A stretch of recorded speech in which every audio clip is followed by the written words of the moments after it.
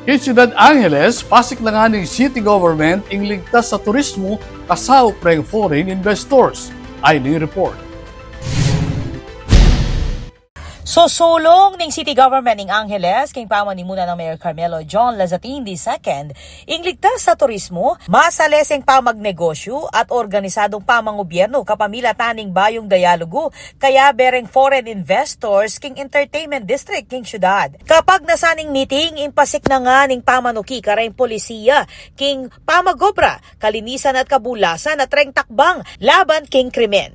Tinagon keti, reng tubod iba't kareng niyayaliwang opisina ning local government unit at national agency kalupa na ning City Tourism Office, Active, City Health Office, CSWDO, Business Permit and Licensing Division, City Legal Office, City Engineers Office, PIDEA at Angeles City Police Office.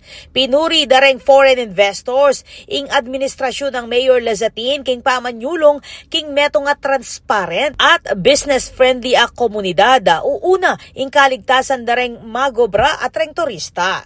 Kabilang kareng api sabyan ing matigi ka pamanuki king labor standards. Ing pamagbawal kareng menor de edad king negosyo. Pamagpatupad king mas mata sa standard king cleanliness at inspection kareng establishmento at pamagpatiben ning kampanya kontra illegal drugs, sugal at korupsyon. Dinikdik ning city government ing ulagan ning pamagpasimple king proseso king pamagnegosyo.